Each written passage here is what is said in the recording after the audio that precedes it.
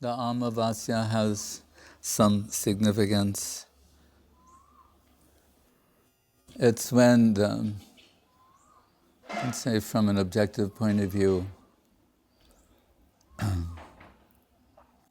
the moon is there, but its influence is not apparent. It's in a somewhat suppressed, almost like hidden position. Not similar to the position of Gadadhar Pandit. We sing his name every day in Panchatattva mantra, and also in the Panchatattva-atmakam Krishnam Bhakta Rupa Srupakam Bhaktavataram Bhaktakyam Namami Bhakti Shaktikam. The Shakti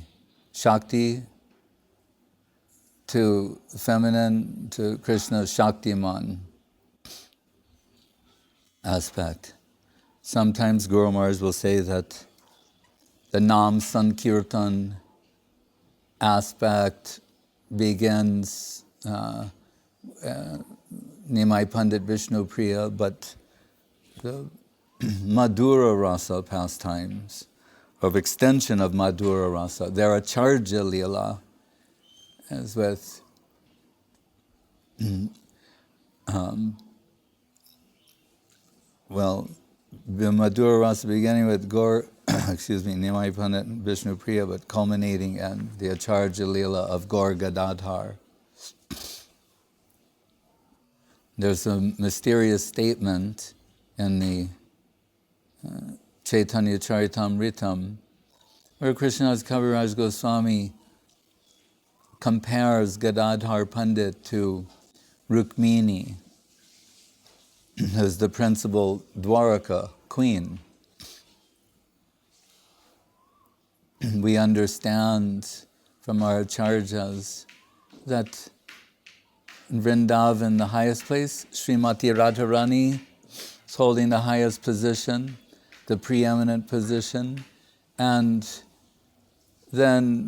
all of these divine extensions come from her. Even her main competition, Chandravali, like the ultimate business strategy is that you create your own competition. So you have what you're marketing, but you also market the competition. That way you have the whole market. Actually, Radharani, she has the whole market on Krishna consciousness and service to Krishna. So she expands in different ways. But we would think, or you might think from a logical point of view, if she's prominent, preeminent in Vrindavan, then when she expands outward into Dwaraka, then she'll be the principal queen. But it's not expressed in that way, due to the difference in the nature of Vrindavan and Dwaraka. What's predominating in Dwaraka is heart, whereas, these are Guru Maharaj's words, Dwaraka predominated by intellect. So actually, Radharani and Chandravali, when they expand out of Vrindavan into Dwaraka, a reversal takes place.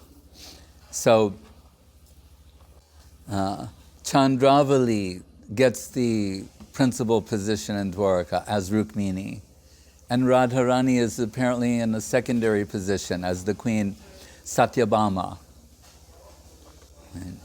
who's by inference this Bhamabhav, or contrary nature. She's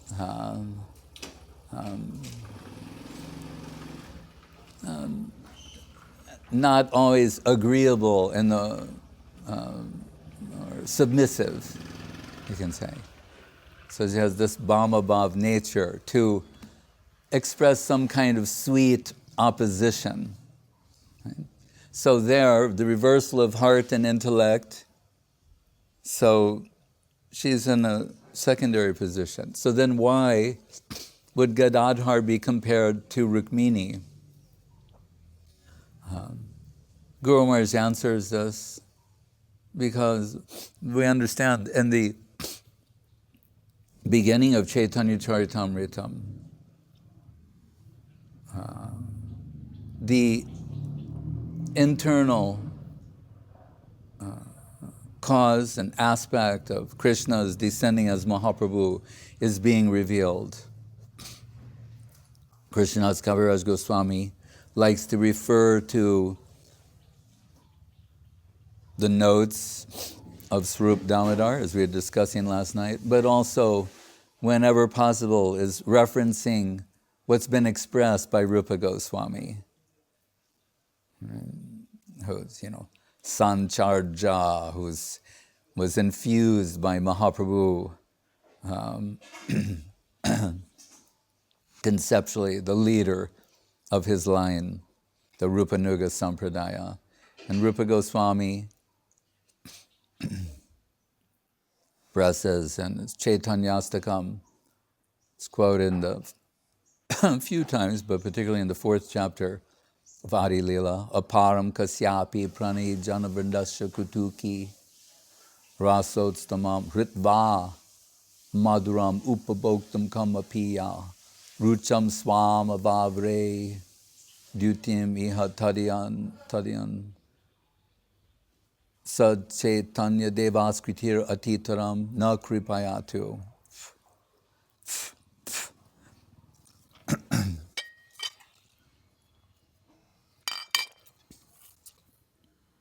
Is that Krishna, being surrounded by the multitude of Braja Gopis, particularly the Rasa Lila. There are varying descriptions in the Puranas of how many are in attendance at that time. Sometimes it says, billions. And must be, because Krishna's pastimes are infinite. And if we factor in, how can so many qualified personalities participate? As rare as it is, still there must be a large level of qualified participants. So in some places it says 1 billion. And that's just, Hare Krishna. A reference point. Down. He's getting too excited with all the association, the Bhakta Vrinda. He can understand this is an important day. So anyway, Krishna, as Guru Maharaj told in the famous sloka, the Sriman Rasa Rasarangbi Bangshi Bhatta Tatastita Karshan Venu Swanai Gopi Gopinatha Sriyestuna. That, and I only say this because he's said it. He said, it's all the groups. That's why he says Govinda, sloka in the middle, and his deities, Govinda Sundar, Radha, Gandharva Govinda Sundar, means with a select group pastimes. But this open, where all the groups are participating, is in the billions. And it adds to the significance that Krishna surveying all of them. And this doesn't mean just, seeing, a visual field with your eyes. Like we see Satya Sundar Prabhu, we think of depth of field. And we hear in photography, infinite depth of field. It sounds like such a wonderful idea, actually. Infinite depth of field, where everything is in focus. But here, when we speak of infinite depth of field of Krishna's vision, these are the pastimes of the infinite. So only the most super qualified, super servitors are participating in these pastimes. Ananda Chinmaya Rasa Pratibha Vitabis Tabir Jayeva Nijarupataya Kalavi Goloka eva sat nikilat mabuto govindamari purusham tamaham bhajamin. So Krishna, who's Akila Rasamrita Murti, is reciprocating with everyone, saying, serving that field, the sort of devotion that is present in one captures his attention. Right? Sri Radhaya Pranaya Mahima Kidusho Vanayeva. And this awakens in him the tendency to want to experience what she is experiencing. Right? To what degree is he enamored or captured by her, that when she leaves, he abandons everyone. Tatyaja Braja Sundari. Radha Madaya Hridaya Tatyaja Braja Sundari. He's willing to leave all of them for one. So it points to some unique qualifications in terms of beauty, dedicating tendency, sweetness of heart, everything. Right? So, and to what degree is his curiosity aroused? Srila Guru Maharaj, he says that Krishna has looted the sentiments of Srimati Radharani. Even if you look in the English dictionary under loot, it will say from the Sanskrit loot, lunti, which means to rob. So when I heard Srila Guru Maharaj say this, he would always say, Krishna has stolen the heart of Srimati Radharani. And on account of its presence, the halo is manifesting outward, converting Shama Sundar Krishna into Gauranga Sundar. But I thought, is this Guru Maharaj's interpretation? Did he select these words to represent these concepts? Which would have been enough for me, but just interested. But then we see in Rupa Goswami, Ritva Madhuram Upabhoktam Kamapiya, that Krishna looted or stole this from her. And that's why in Srila Guru Maharaj's song, the Saraswat Arati, mentions Radha Rasa Trayoshada, and ends in Manda Hasan, saying she's showing this little smile because she knows what he's experiencing is her. It's even in the world, there are things that are embarrassing, right? What's the other word that the companies embarrass? No, but in a sweeter way. Shyness, and that she's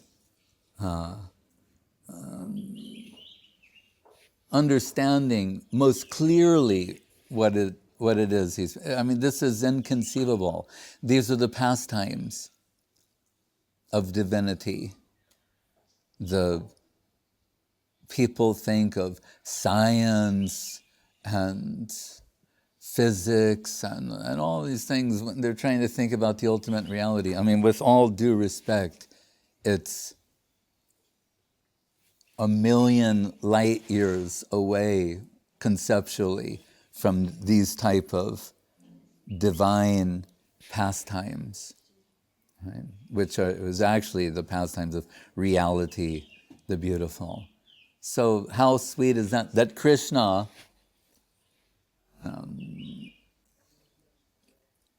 is overwhelmed to the degree that he loots the sentiments of Srimati Radharani. And then Guru Maharaj will say in various ways that what remains, sometimes he says carcass, or a beggar whose wealth has been plundered, a facsimile, the remainder.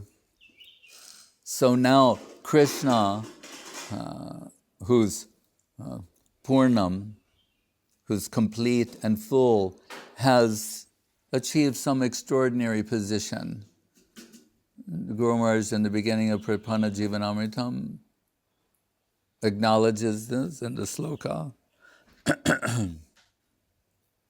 Guru Rupa Harim Gauram Radha Ruchi Ruchavratam Nityam Nomi Namadipe Nama Kirtana Nartanai. That the Guru Rup of Krishna, when Krishna wants to teach devotion to Krishna, the Guru Rupa of Hari is Gauranga Mahaprabhu. So, and elsewhere mentioned by Rupa Goswami, Sada Pasya Srimandrita Manujakai Pranayitam Bahadbi Girvane Girisha Parameshti Prabhritibhi Shabbhaktebhya Sudham Nijabhajana Mudramupadisham Satchetanna Kame Punar Abhidashor Yashati Padam. So he's descended with his associates to personally teach devotion. But in the sense, who is his tutor? That means Srimati Radharani, who descends in these pastimes as Gadadhar Pandit. And in the early parts of the pastime in Navadip, Gadadhar Pandit is a very meek, shy, humble, beautiful boy, is very devoted.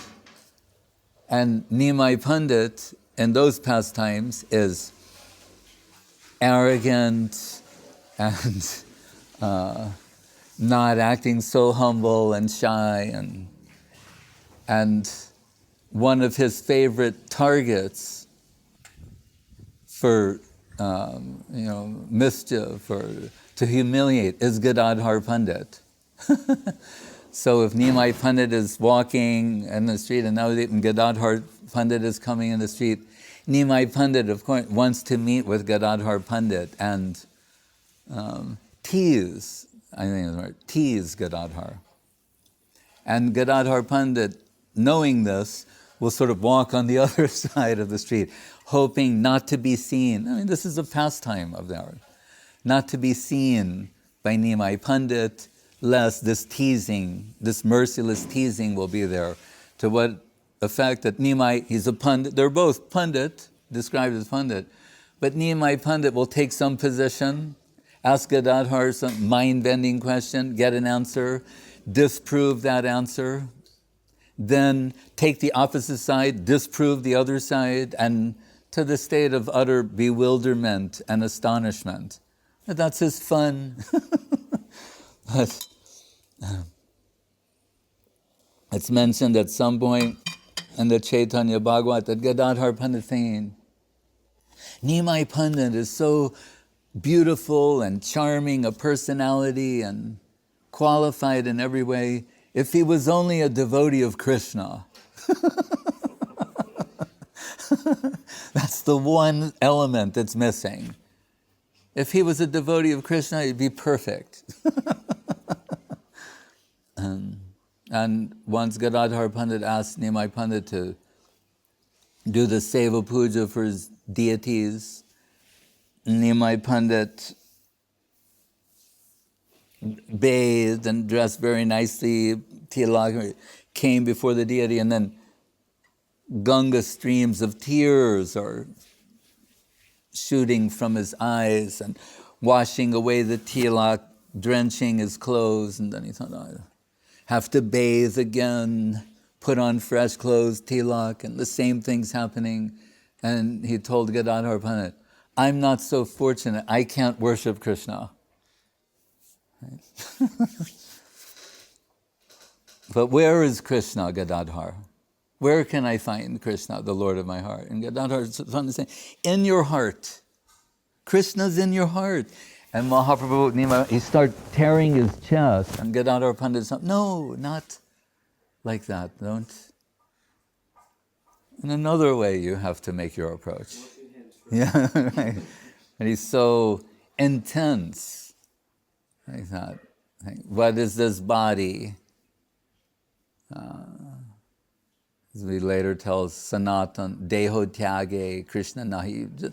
By giving up the body, you can't get Krishna in that way. That's not the idea of the higher devotees. And I think Sripad Tyagi Maharaj published a nice article Gaudiya Darshan of Guru Maharaj, telling along these lines and mentioning personalities in India who are willing to give up their bodies, how Socrates, Jesus, but to give up the wealth of one's heart, that is another thing. And that, it's inconceivable. And perhaps that is why the word hritva, robbed, looting, is used. Because all the wealth that we have of the Krishna consciousness movement, and by this sort of analysis we can understand, is an extension of the heart of Srimati Radharani. And we told the other day, faith, the halo of Radharani, also Bhargo, Bhai, Vrishabhanu, Jatma, Bhivavai, Karadhana, Sri Puram. The whole spiritual world is illumined on the outward radiance of what is within the heart of Srimati Radharani. That song Gurudev was saying that made Guru Maharaj so happy, Tungamani Mandire, when I asked Gurudev, what does it mean? He said that Srimati Radharani's heart is like a jeweled lighthouse of Krishna Prem, which is inconceivable. But then who is Gadadhar?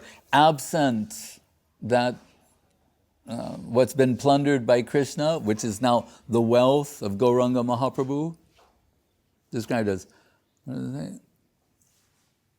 Gora Prema, Gaur Prema Moy Tanu Pandit Gadadhar. That no one has greater love for Mahaprabhu than Gadadhar Pandit. That must be, that cannot be questioned. It is not in any way to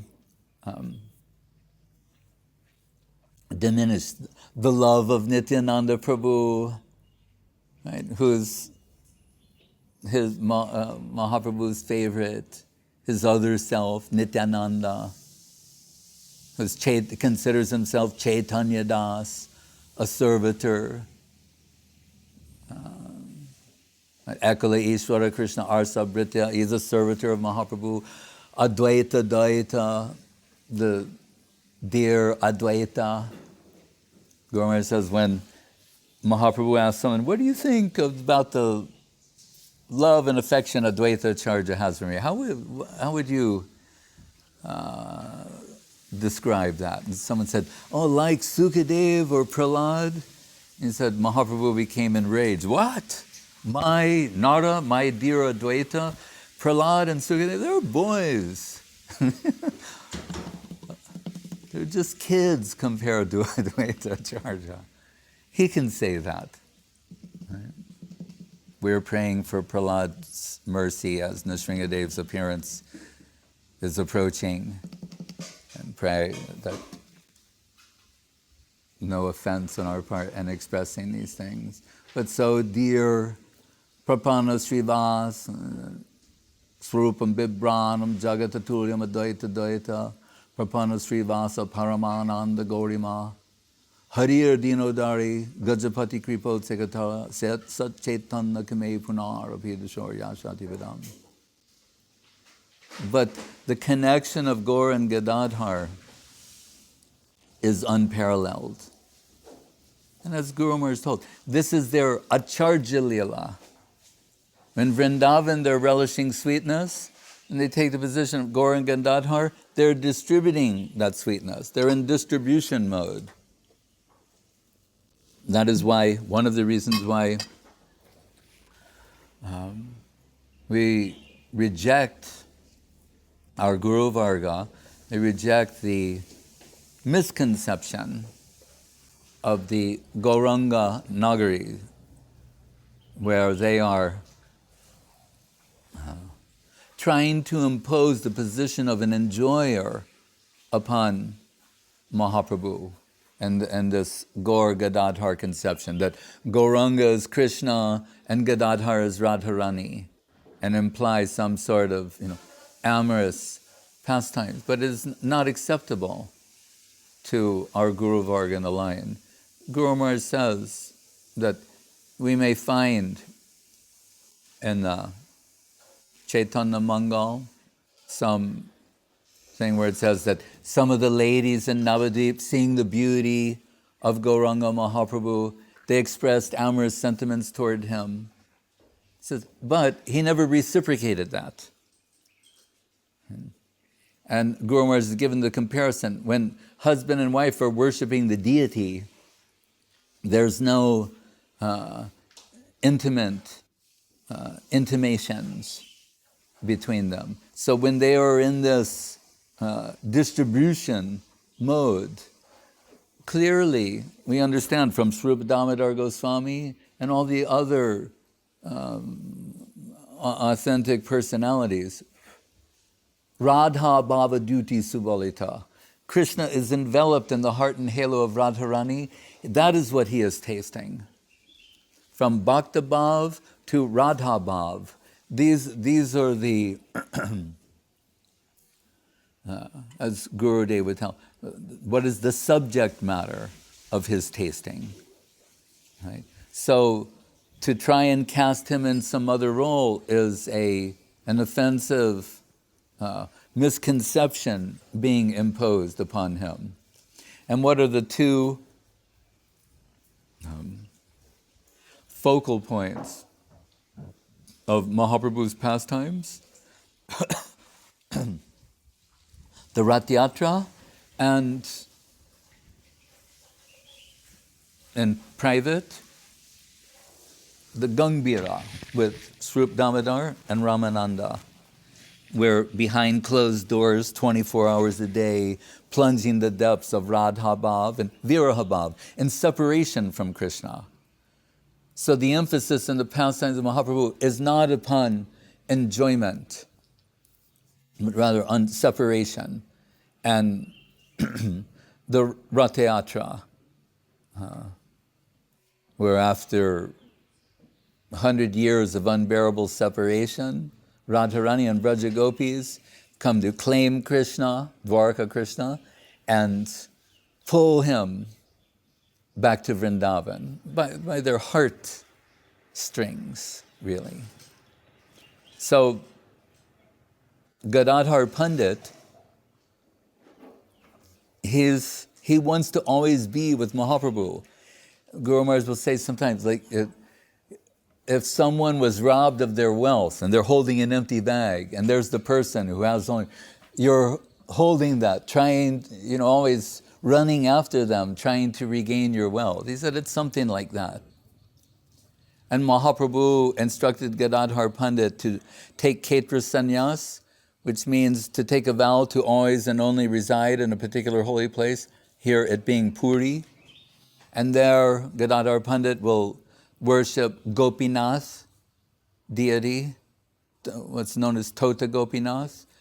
In this particular garden, we had the opportunity, I think some of the devotees here, to go there a couple years back after the Navadvitam Parikrama, see Tota Gopinath. The deity has been described as so beautiful that even an atheist's heart would melt to see the deity. And we know also Radharani is the best cook in Vrindavan. So in Gaur, she has that benediction from Durvasa Muni that whatever she will cook will taste as sweet as nectar. And this is a ploy to allow Yashoda to engage Radharani in cooking Krishna for Krishna and Nanda and Balaram and the cowherd boys. But sometimes Nityananda Prabhu is visiting, and he will bring, like we're told, we say supreme, when they put on things in it, supreme quality. I think this rice brought by Nityananda Prabhu is probably safe to say it's supreme quality. He gives that to Gadadhar Pandit, and they're collecting other things there. And Nityananda Prabhu will be very happy. Okay. Balaram to get prasad from Radharani, Nityananda to eat from Gadadhar Pandit will be very happy. It's cooked, brought by Nityananda Prabhu, cooked by Gadadhar Pandit, offered to Gopinath, so that this sort of thing is going on in Puri, it cannot be without the internal awareness of Mahaprabhu. He will be drawn by that automatically. Like when the devotees, if they're nicely in Krishna consciousness and doing their seva and everything, then some higher power will be drawn toward them. Guru, Vaishnav, Radha Govinda, it's possible. So Mahaprabhu comes and says, whatever Nityananda owns, I'm like a shareholder. And whatever belongs to Nityananda, I've got a lien in that. So that's one right I'm asserting here, that what you have is brought by Nityananda. Then on top of it all, being cooked by Gadadhar, I have some right to that. And what's been offered to Gopinath. Because, in another context, I am Gopinath. So this makes Gadadhar Pandit very happy that, because being told by Mahaprabhu, you cannot go everywhere I go and accompany me. You'll have to stay in Puri. We're told by Kaviraj Goswami, these are heartbreaking pastimes that we can't imagine the sort of love in their hearts possess toward one another. But really, it's to allow for the distribution of that divine sweetness that they've adopted these merciful positions. So when we're praising the infinite worlds and we give them the fullest praise, we can also say that for the Gadadhar Pandit's sacrifice, we would have nothing. Or the inverse, everything we have is a result of the sacrifice of Gadadhar Pandit. It was Krishna's being irresistibly drawn toward that heart region that caused his descent as Mahaprabhu. Mahaprabhu also told Srinivasacharya, learn the Bhagavatam from Gadadhar Pandit. I think, what does that mean? There's so many great devotees in Mahaprabhu's pastimes. So they're great pundits and scholars. Why does Mahaprabhu say to Srinivasacharya, learn the Bhagavatam from Gadadhar Pandit? And as inconceivable as it sounds, we're told Gadadhar Pandit would, when he's not worshipping his deity, Gopinath, he's giving the Bhagavatam class. So the devotees, Mahaprabhu and others, Haridas Thakur, the great, they come and they hear Gadadhar Pandit is explaining Srimad Bhagavatam. What sort of classes were those? We can't understand in a million years. But Guru Maharaj has some insight there, because we know Bhaktivinoda Thakur has one book called the Bhagavad Arka Marichi Mala. This is a very interesting title. Because the Srimad Bhagavatam, we learn early on in the introductory section. The slogan says, Krishna swadamo bhagate dharma jnana dibhiksaha kalo nashtra drishamesha puranarko dunoditaha. I think, and we just heard Krishna's left the world, that moving section where Yudhisthira Maharaj is wondering, what's wrong with you, Arjun? Arjun, that mighty great warrior Arjun, he's now a shell of his former self. Yudhisthira Maharaj is very perplexed to see him. What is it? What's wrong? And he mentions all possible causes for his despondency, concluding, and this you don't have to answer. Or is it that Krishna's left the world and now we're all nothing? And that's the actual answer. But then the Bhagavatam, what did it say? But after Krishna's gone to his abode, he's withdrawn his divine pastimes and paraphernalia from this world. The Srimad Bhagavatam, and the whole world's been plunged in Kalo Nashta Rishamesha. It's been plunged into the darkness of the Kali Yuga. Things are looking really bad and scary and horrifying. Now the world is plunged into the darkness of the Kali Yuga. Krishna has gone to his own abode. What are we to do now? And then it said, rising like the sun, this Bhagavat Purana appears. And if we take it that the slokas are like sun rays, like 18,000 sun-rayed sun of Bhagavatam appears, it's giving illumination. So Krishna's come in the form of the Bhagavatam. So rejoice.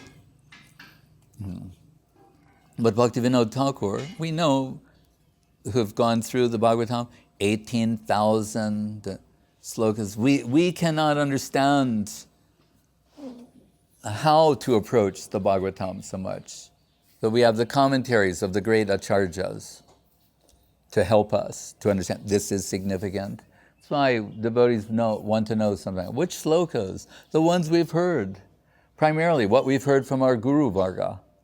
Or what does Mahaprabhu teach to Sanatana Goswami, Rupa Goswami, these things. There's a way to discern and identify what is,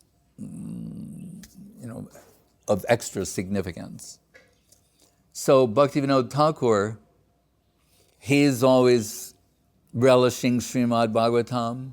He says once when he is very deeply lost in the meaning of the Bhagavatam, that Swarup Damodar, Mahaprabhu's other Ditiya Kalevar, appears to him and gives a suggestion to him that he will select certain slokas from the Bhagavatam, make a unique compilation. And he gives him unique interpretations of the first three slokas of the Bhagavatam. Janmadyasya yataha dharma prochita kaitavotra nigama kalpator galitampalam, in terms of sambandha abideya prayojan. And then says, now this is my order to you, collect 1,000 of those 18,000 sloka rays of the Bhagavatam, select 1,000. He gave some mystical guidelines. So Bhaktivinoda Thakur does that in the Bhagavat Arka, like Purana Arka, Bhagavat Arka Marichimala. And it's like a brilliantly illuminating garland. Divine rays, sloka rays. So Srila Guru Maharaj, he got the inspiration to do like few hundred, from 1,000 to a few hundred select slokas. But he was unable to take up that work and complete it. But he did write some introductory slokas, one for Veda Vyas and perhaps Sukadev. But there he has what we've come to know as Gadadhar Pranam. Because Srinivasacharya was told by Mahaprabhu, learn the Bhagavatam from Gadadhar Pandit. But when he approached Gadadhar Pandit consented to teach him. He said, but the slokas I want to teach you, my tears have washed them from the pages of the Bhagavatam. So I need a new Bhagavatam. So Srinivasacharya was sent to Navadvip, where all the pundits and scribes are. Takes them, a couple months to make a new Bhagavatam. And we hear upon his return, Gadadhar Pandit has left the world. So what is Krishna consciousness and Guru and the order of Guru and heartbreak? Gadadhar Pandit is going to teach you the Bhagavatam, has consented to teach you the Bhagavatam. Upon your return, he's left the world. How can someone adjust with that, digest that type of thing? How the heart will be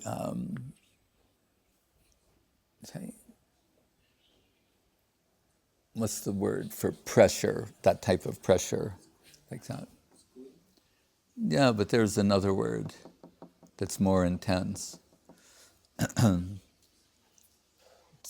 Supreme grace under pressure. And Guru Maharaj said, what will the heart yield when it's pressed to the extreme, which is realized always through separation.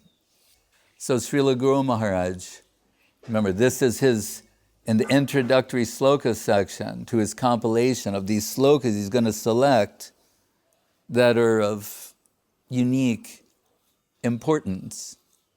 So we can say this, that through the sloka there's an indication of the direction, ontologically speaking and conceptually speaking, of what is recorded there.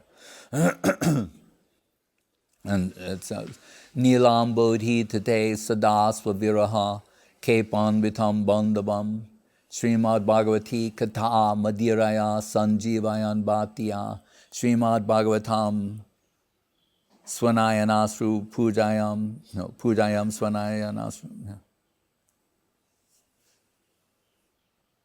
Goswami Prabharo Gadadhara Vibhur Bhuyat Madeka Gati. Saying, what I'm presenting here, let it be an offering to the best of the Goswamis, Gadadhar Pandit. And here, Guru Maharaj beautifully condenses their relationship, Gadai Gauranga, Gadadhar Pandit, Gauranga Mahaprabhu. Nilam Bodhi Tata. On the banks of the blue ocean, sometimes Puri is called Nilachala. That means like blue mountain, but blue ocean. Nila, this like Nila money, Nila meaning this divine blue color. Nilam Bodhi Tate Swadasva Viraha Kepan Bitam Bandavam. On the shore of that broad blue ocean, there is Krishna and as Mahaprabhu, and what is he doing? Swaviraha. He's feeling separation from himself. The supreme positive in the mood of the supreme negative is feeling separation from himself in the company of his friend, his best friend. It means Gadadhar Pandit. It means on that shore in Puri, there's Mahaprabhu feeling the most intense separation. It means Radha Bhava of Radharani for Krishna. He's experiencing that, which is the wealth of Gadadhar Pandit, Radharani's other self in Gaur Leela. So the 10th stage of separation is death. Gadadhar Pandit can see as the separation is deepening and increasing and intensifying, that Mahaprabhu is approaching a death-like condition. There's a Srimad Bhagavatam Katha Madiraya Sanjivayan Bhatya. So Gadadhar Pandit's taking slokas from the Bhagavatam and supplying them like intoxicants. It's having an intoxicating effect that's bringing that person back to life. And Guru Maharaj says, like if you have a dear friend and they lost their beloved, their heart is breaking, they've become suicidal, they're losing their life, and then the friend's offering some intoxication to assuage the anguish of their heart and bringing them back to life in the process. But what is this intoxication being supplied here? Bhagavatam slokas. Because Gadadhar Pandit knows this is terra incognito for Mahaprabhu. The two who know best means Lalita Vishaka, Lalita Saki and Radharani. So here, Gadadhar Pandit knows what Mahaprabhu is experiencing. and also knows what will augment a particular sentiment or bring relief. So he's selecting these slokas from the Bhagavatam. Srimad Bhagavati Kata Madiraya Sanjivayan Bhatya Srimad Bhagavatam Kata Swanayana Supayanai Pujayam. And saying, and as Gadadhar Pandit is singing these slokas, tears are streaming from his eyes, and they're like lotus tear offerings onto the pages of the Bhagavatam, and they're washing away those slokas. So they're like we're told you should offer flowers to the Bhagavatam, and recognizing its spiritually conscious substance, and offer yourself as an instrument for revelation and seva. So, but it's Gadadhar Pandit's tears that are pouring onto the pages of the Bhagavatam as offerings and washing away those slokas. So, when Gurudev was asked in Petersburg about Gaur Gadadhar worship, because it's the indicated by Bhaktivinoda Thakur, he said, this is the private chamber of bhajan of Bhaktivinoda Thakur. Not that we'll suddenly imitate that. We know there's this song, Sri Godruma Chandra Bhajanopadesha. It's like a very beautiful song of Bhaktivinoda Thakur. Ends, the last sloka is about remembering the pastimes of Gaur Gadadhar and their worship. It's very beautiful, but very private and very rare. And so we can understand if these slokas were going to be the subject matter of Gadadhar Pandit's teaching to Srinivasacharya. Mysteriously, upon his arrival, Gadadhar Pandit is left. His tears have washed those slokas from the pages of the Bhagavatam. Guru Maharaj also could not finish his work. That it's something very high, confidential, and wonderful, and beyond our capacity. But just knowing that such a plane does exist is wonderful enough. And what is expressed in Guru Maharaj's sloka is beyond wonderful. So that Gadadhar Pandit is so, the devotion in his heart so compelling, that we've seen that Tota Gopinath deity is a tall deity. So as Gadadhar Pandit aged, to have to put the garland and is becoming difficult. Krishna, the deity, is, when you'll see, is sitting cross-legged. So he's now about this tall. So Gadadhar Pandit could put the garland on the deity. And the pujaris, they show, if you go very early, they have some time where they pull the cloth and show some gold mark. And it's not just like a pujari story, but Guru Maharaj says, Bhaktivinoda Thakur is of the opinion. There are many ways it's described how Mahaprabhu withdrew from this plane. Remember, prakat, aprakat, like the sun. There's apparently sunrise, noon, and then a sunset, but actually the sun has its more or less eternal position. So there's an appearance, Leela, and then withdrawing from this world. Bhaktivinoda Thakur is of the opinion Mahaprabhu entered the Tota Gopinath deity. And if we think of the sort of love and affection, Gora Premamoy Tanu Pandit Gadadhar, that becomes understandable and worshipable. Hare Krishna.